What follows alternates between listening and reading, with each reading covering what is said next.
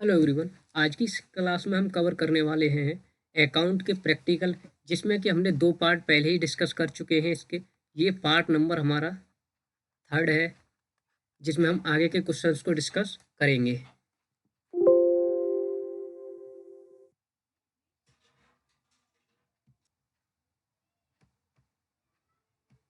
तो चलिए स्टार्ट करते हैं आज के लेक्चर को। देखो, इसमें हमने पिछले जो लेक्चर दो किए थे उसमें हमने क्वेश्चन नंबर 14 कर लिया था। आ जा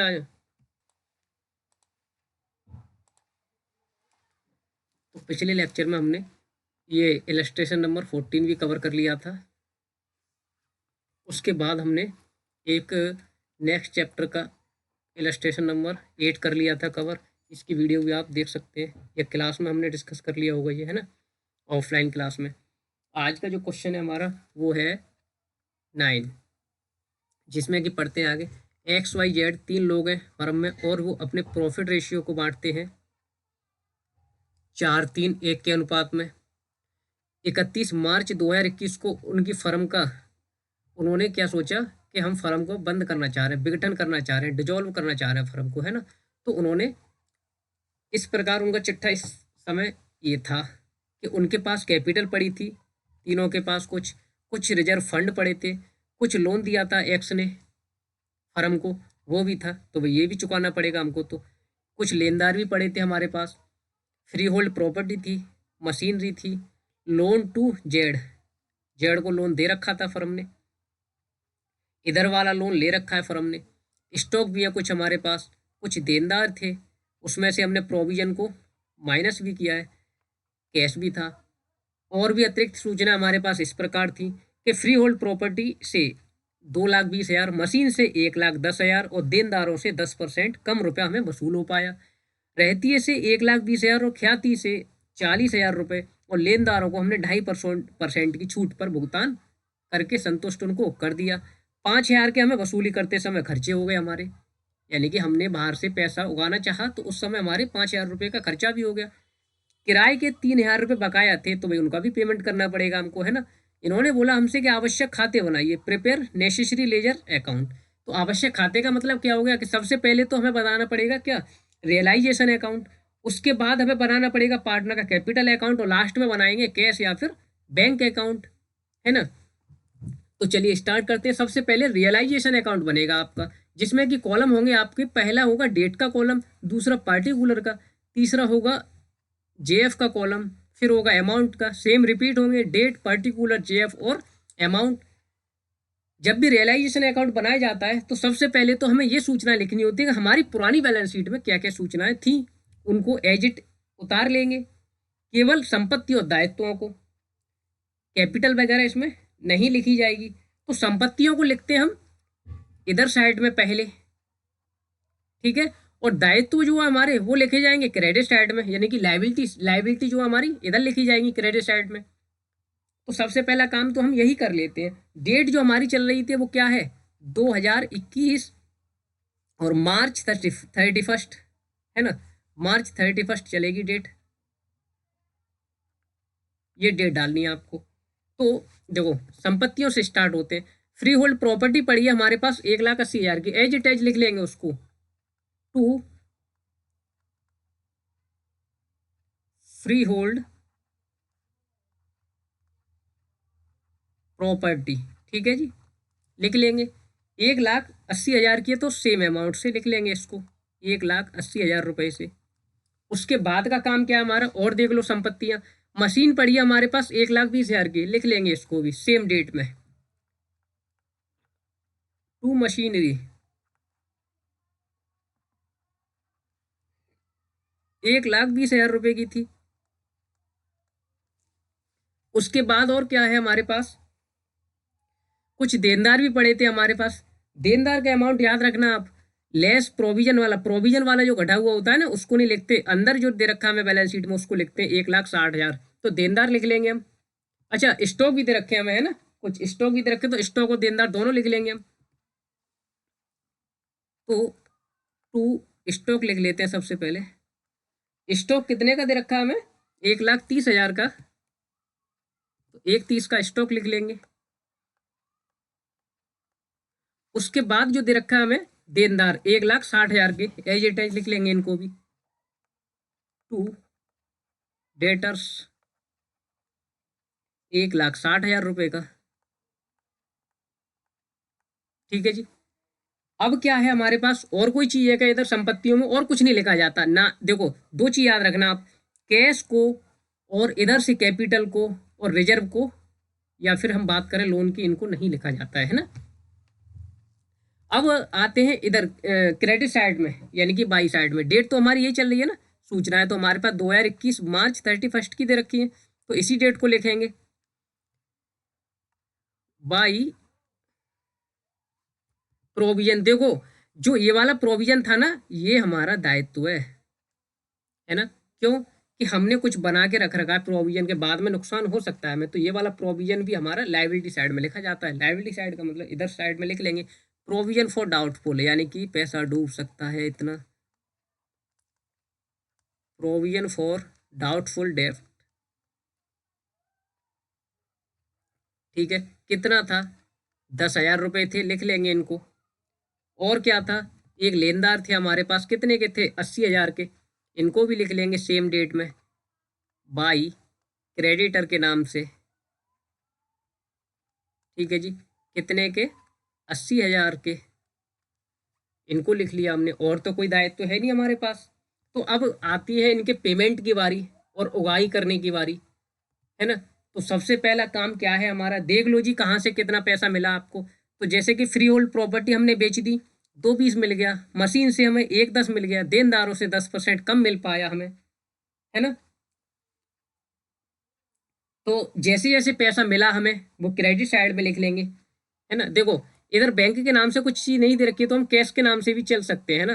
तो बाई कैश भी लिख सकते हैं इसको, यहाँ पे हम बाई कैश लिख सकते हैं, क्योंकि बैंक का कुछ है नहीं हमारे पास, है ना। और कोष्टक में लिख देते हैं इसको एसेट्स रियलाइज्ड, यानी कि संपत्तियों से जो पैसा हमें प्राप्त हुआ। अंदर लिख लेते हैं, देखो फ्री होल्ड प्रॉपर्टी से 2.20 मिल गया, तो अंदर लिखें इसको फ्री होल्ड प्रॉपर्टी।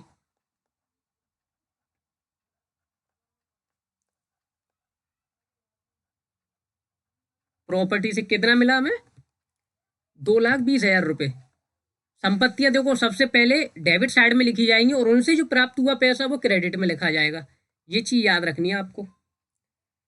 2,20,000 मिला इनसे हमें, है ना।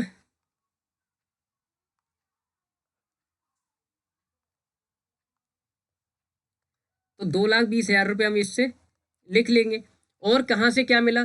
मशीन से 1.10 मिला, तो मशीन लिख लेंगे इधर 1.10 मिला। देखो क्वेश्चन आपका गलत नहीं होगा, तरीका चेंज हो सकते हैं। जैसे कि हमने कैश ऊपर लिख दिया हेडिंग में, उसके बाद हमने अंदर लिख रहे हैं इनके अमाउंटों को। आप डायरेक्टली बाहर भी लिख सकते हैं, by free hold property cash के नाम से, है ना। बाई कैश के नाम से भी लिख सकते हैं आप। अच्छा, और देखो देनदारों से 10% कम मिला। देनदार कितने के थे वैसे क्वेश्चन में हमारे में? देनदार जो लिखे थे हमने 1.60 के लिखे थे। अब 10% कम मिला इनसे 10% कम मिला, तो 16,000 कम मिला होगा हमें, है ना। 1,60,000 का 10% 16,000 होता है। 1.60 में से अगर 16,000 घट जाता है तो कितना मिलेगा हमें? 1,44,000 देनदारों से वसूल हो पाएगा।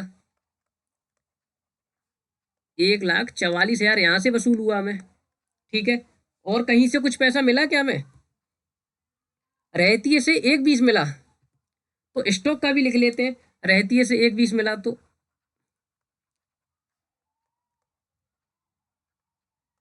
ठीक है। और कहीं से मिला? ख्याति से 40,000 मिला हमें, तो गुडविल भी लिख लेते हैं यहाँ पे अंदर, ठीक है। कितना मिला इनसे? 40,000 मिला था ना। सबका जोड़ लगा के और इस अमाउंट को बाहर लिख देंगे, जो कि आएगा आपका 6,34,000 रुपये। ठीक है जी। इसका जोड़ लगा के आप देख भी सकते हैं। अब आती है बारी किसकी? लेनदारों के पेमेंट की। तो लेनदारों को पेमेंट करना पड़ेगा हमें अब। तो क्या क्या गया वो डेबिट में लिखो। क्या क्या नुकसान हुए आपके? नुकसान क्या हुआ कि देखो लेनदार थे हमारे, यानी बाहर का पैसा हमें 80,000 देना था, 80,000 ले रखा है हमने, तो भाई पेमेंट तो करना पड़ेगा। लेकिन एक चीज़ दे रखी थी इसके बारे में कि लेनदारों को हमने 2.5% कटौती पर भुगतान किया। लेनदार कितने के हमारे क्वेश्चन में? 80,000 के। 80,000 का 2.5% अगर हम निकालते हैं तो देखो तरीका क्या है। 10% का तरीका मैंने बताया आपको, एक जीरो उठा दीजिए तो 8,000 हो गया। ये कितना है? 10%। 5% देखोगे आप तो 8,000 का आधा 4,000 हो गया 5%। और 4,000 का भी आधा देखें आप तो कितना? 2500, वो यानी कि 2,000 रुपये। 2,000 रुपये कितना हो गया आपका? 2.5%। तो इस 2,000 के अमाउंट को आप यहाँ में से इसमें से घटा सकते हो 80,000 में से, जो कि कितना आएगा? 78,000। तो यहाँ पे लिख देंगे हम कि टू कैश, डेट तो सेम चल रही है ना, इसी डेट में गया पैसा, टू कैश के नाम से। और कोष्टक में इसको लिख देंगे कि क्रेडिटर का पेमेंट कर दिया जी हमने इससे, है ना, क्रेडिटर का पेमेंट कर दिया। कितना? 78,000। अब उसके बाद क्या करना है? और भी देख लो, कुछ खर्चा हुआ है क्या आपका? देखो 5,000 वसूली व्यय के खर्च हो गए आपके, तो लिख देंगे इसको भी डेबिट में। अरे इतना भी, ये भी कैश चला गया आपके पास से, टू कैश। और कोष्टक में लिख देने आप कि एक्सपेंसिस कितना था? 5,000 रुपये। ये भी पेमेंट हो गया आपकी जेब से, तो पैसा गया तो इधर ही आएगा। और क्या खर्चा हुआ आपका? और खर्चा देख लेते हैं कि 3,000 के बकाया थे किराए के, तो देने पड़ेंगे, बकाया हैं तो दे दो।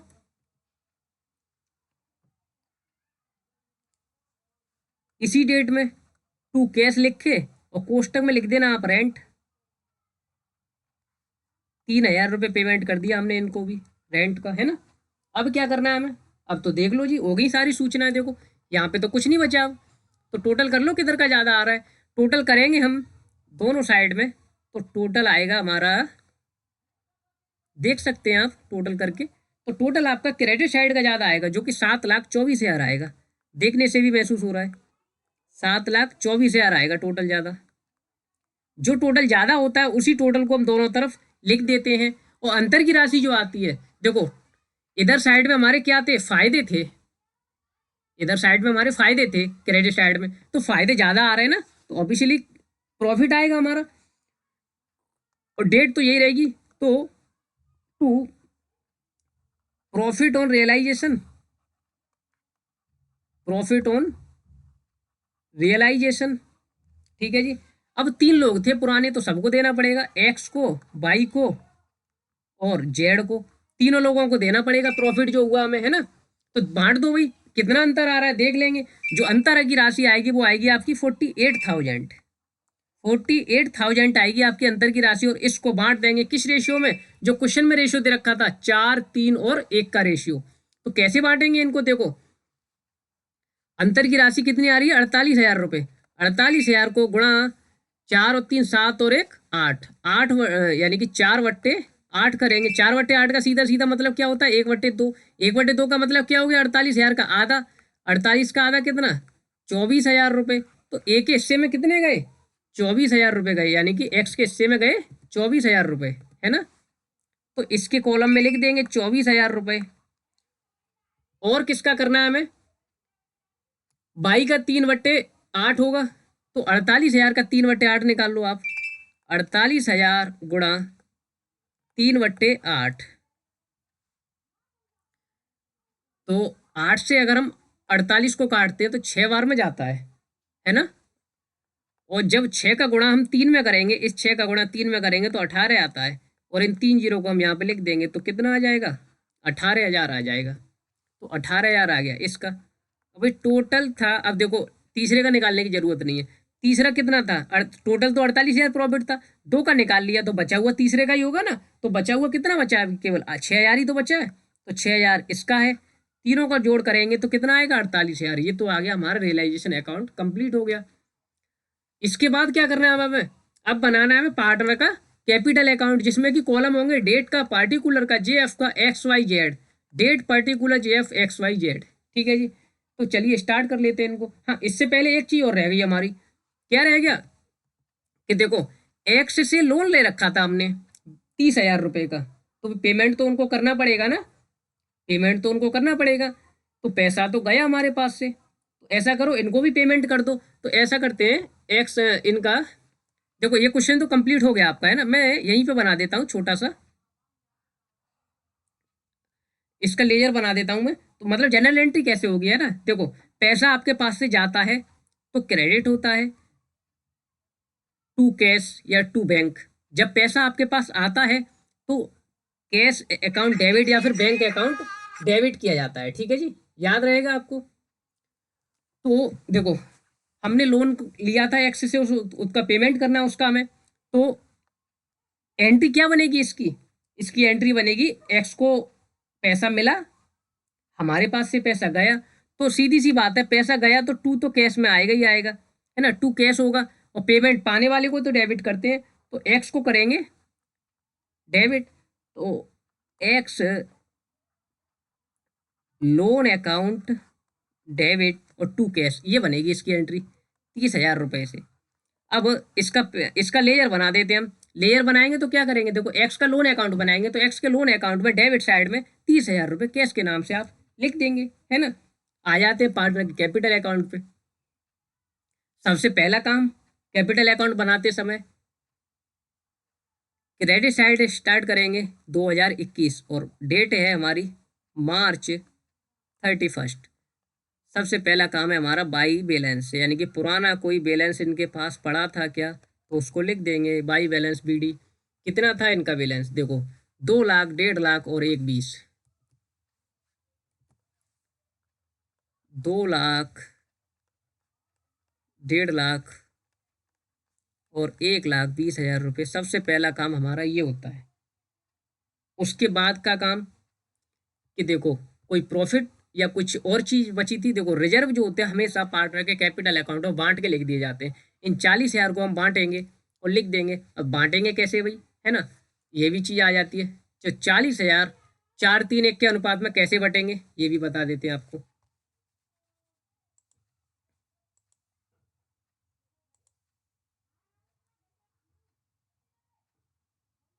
देखो 40,000 रुपये थे और 4-3 और 1 के अनुपात में बांटने हैं, तो सीधी सी बात है 4/8, 40,000 गुणा 3/8 और 40,000 गुणा 1/8 करेंगे। तो देखो 4 और 8 कट गया ना 1/2, तो सीधा सीधा ये 20,000 आ गया। 8 से 40 को काटें 5 बार में जाएगा, 5 का 3 में गुणा करते हैं तो 15 आता है। 3 जीरो ये वाले लिख देंगे हम यहाँ पे, तो 15,000 इसका आ गया। 8 से इस 40 को काटते हैं 5 बार में, 5 का गुणा 1 में करते तो 5 आएगा। ये 3 जीरो लिख देंगे यहाँ पे, तो 5,000 आ जाएगा। तो कितना आ गया, 20, 15 और 5, ठीक है जी। 20, 15 और 5 आ गया, तो लिख देंगे। डेट तो सेम रहेगी, बाई रिजर्व फंड के नाम से लिख देंगे। रिजर्व फंड के नाम से कितना कितना आया था अभी, 20, 15 और 5, तो लिख देंगे 20, 15 और 5, 20,000, 15,000 और 5,000। अब क्या भी रहने के लिखने के लिए यहाँ पे एक चीज और थी, प्रॉफिट आया था हमारा जब हमने रियलाइजेशन अकाउंट बनाया था। तो इस प्रॉफिट को लिख दो, सबके हिस्से का जितने जितना भी था, 24, 18 और 6। तो 24, 18 और 6 भी लिख देंगे यहाँ पे। 24,000, 18,000 और 6,000 रुपये, ठीक है। डेट सेम रहेगी, नाम क्या आएगा, नाम आएगा बाई रियलाइजेशन, रियलाइजेशन के नाम से, ठीक है जी। ये काम हो गया। अब तो कुछ नहीं दिख रहा लिखने के लिए। हाँ एक चीज जरूर थी, क्या था, क्वेश्चन में एक रह गया था, लोन लिया था, यानी कि लोन हमने दे रखा था जेड को 1,30,000 का, तो वो सॉरी 1,30,000 नहीं 20,000 का। तो भाई जेड को लोन दे रखा है तो वसूल तो करना पड़ेगा ना, तो जेड के हिस्से से काट लो 20,000 रुपये। तो 20,000 रुपये कैसे कटेंगे इसके हिस्से से, जब हमने इसका पार्टनर कैपिटल अकाउंट बनाया तो सेम डेट में 2021 मार्च 31 में लिख दो जेड के कॉलम में टू लोन टू जेड। कितना काटना है इसके हिस्से से, 20,000 रुपये उड़ा देंगे जब हम इसका सीडी निकालेंगे तो, ठीक है, हो गया काम ये। अब इसके बाद क्या करना है, टोटल मार दो भाई, किधर का ज़्यादा आ रहा है। टोटल जब करके देखेंगे तो टोटल इधर का ही ज़्यादा आ रहा है क्रेडिट साइड का, इसी टोटल को लिख देंगे। कितना कितना आएगा, इसका टोटल 244 आएगा, इसका 183 आएगा, और इसका टोटल करके देखेंगे आप तो 1,31,000 आएगा। और ज़्यादा वाले टोटल को ही दोनों तरफ लिखा जाता है तो ऑफिशियली यही टोटल हमारा इधर लिखा जाएगा, है ना। कितना, 2,44,000 रुपये, 1,83,000 रुपये और 1,31,000 रुपये, ये आ जाएंगे। अंतर की राशि निकाल दो। अंतर की राशि किस नाम से आएगी? देखो, रियलाइजेशन अकाउंट बनाते हैं फर्म के विघटन के समय जो राशि अंतर की आती है वो या तो टू कैश या फिर टू बैंक के नाम से आती है। कैश अकाउंट बना देंगे तो कैश के नाम से आ जाएगी। इसमें अंतर की राशि कितनी आएगी? सेम आएगी, क्योंकि उपज घटाने के लिए कुछ है नहीं। इसमें भी अंतर की राशि कितनी आएगी? 1,83,000 आएगी। इसमें अंतर की राशि कितनी आएगी? 20 घटा के, यानी कि 1,11,000, क्योंकि 20,000 का इसने लोन ले रखा था तो वो तो काटना पड़ेगा इसके हिस्से से हमें। तो ये आ गया। अब लास्ट में हमारा रहता है क्या? कैश अकाउंट बनाने के लिए। कैश अकाउंट में क्या आएगा? जिस जिस भी चीज को हमने कैश के नाम से डाला उसको लिख देंगे। सबसे पहले पुरानी बैलेंस शीट में कैश पड़ा था हमारा 20,000 का, डेबिट साइड में लिख देंगे इसको कैश अकाउंट बनाते समय।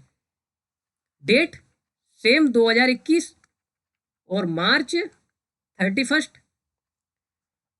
जो कैश पड़ा था उसको लिखते हैं टू बैलेंस BD। कितना पड़ा था अभी? 20,000 रुपये हमारे पास पहले से पड़े थे, लिख देंगे। अब जहां जहां पे भी कैश आया उठा ले, यहीं से उठा लेते हैं ना। देखो, इधर कैश आया 78,000 का, रियलाइजेशन अकाउंट के नाम से लिख देंगे, यानी कि और कैश आया ये गया, इसको भी लिख देंगे। तो रियलाइजेशन के, देखो यहां से स्टार्ट करते हैं। बाई कैश 78,000 रुपये ना, यानी कि देखो रियलाइजेशन से उठा रहे हैं तो रियलाइजेशन के नाम से लिख सकते हैं। कैश अकाउंट बना रहे हैं तो कैश अकाउंट में कैश का नाम नहीं आएगा, भाई रियलाइजेशन लिख देते हैं 78,000 रुपये, है ना। देखो, बाई रियलाइजेशन के नाम से, है ना, कितना? 78,000 रुपया। और कुछ है क्या? बाई रियलाइजेशन 5,000 रुपये, बाई रियलाइजेशन 5,000 रुपये। डेट, डेट वही चलेगी 2021 मार्च 31, देख लेंगे आप। उसके बाद और कैसे, एक जगह रेंट वाला 3,000 रुपये और है बाई रियलाइजेशन के नाम से, ठीक है, 3,000 रुपये। और कुछ है क्या इधर साइड में? और कुछ नहीं है इधर, है ना। देखो, हमने क्रेडिट में क्यों लिखा? क्योंकि जब लेजर बनाते हैं और सेम लेजर के नाम से अगर कहीं पे एंट्री डाली गई है तो उसको अपोजिट साइड में लिखा जाता है। इसमें डेबिट में आया था कैश, तो कैश अकाउंट बनाएंगे तो इसको क्रेडिट में डाल देंगे। अब इधर से कैश उठा लो सारे। देखो यहाँ पे तो हमने एक कैश, ये जो कैश था ना, ये सारी चीजें इसी में तो थी, तो 6,34,000 हमने एक बार में निकाल ही लिया था, तो इसको लिख देते हैं ना। क्रेडिट में था तो डेबिट में लिख दो, टू रियलाइजेशन अकाउंट के नाम से। कितना? 6,34,000 रुपये, ठीक है। और कहीं पे कैश आया कि इसमें एक ये आया था कैश, एक्स को पेमेंट किया था लोन का, कैश किधर आया है? क्रेडिट में। तो जब कैश अकाउंट बनाएंगे तो कैश अकाउंट के क्रेडिट में एक्स लोन के नाम से लिख देंगे इसको, 30,000 रुपये को क्रेडिट साइड में बाई एक्स लोन अकाउंट, क्योंकि अपोजिट साइड में डालना है ना। कितना? 30,000 रुपये। और देखो कैश कहाँ पे आया, हमने ये डाला था कैश, डेबिट में आया ना, क्रेडिट में डाल दो। 244, 183 और 111 किस नाम से आएगा? एक्स कैपिटल, बाई कैपिटल और जेड कैपिटल के नाम से। By x capital, by by capital और बाई जेड कैपिटल। कितना कितना था अमाउंट? अमाउंट था 244, 183, 244, 183 और 1,11,000। जब आप कैश अकाउंट का टोटल करोगे तो दोनों साइड का टोटल बराबर आ जाएगा आपका, 6,54,000 रुपये, ठीक है जी। 6,54,000 रुपये आ जाएगा इसका टोटल। हो गया जी क्वेश्चन।